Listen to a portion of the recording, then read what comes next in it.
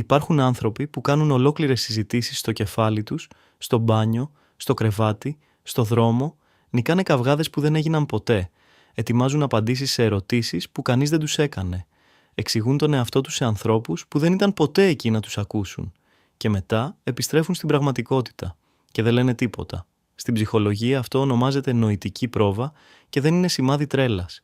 Είναι ο τρόπος που ο εγκέφαλος επεξεργάζεται συναισθήματα που δεν βρήκαν διέξοδο. Όταν δεν υπάρχει κανείς να σε ακούσει, το μυαλό δημιουργεί τον δικό του ακροατή.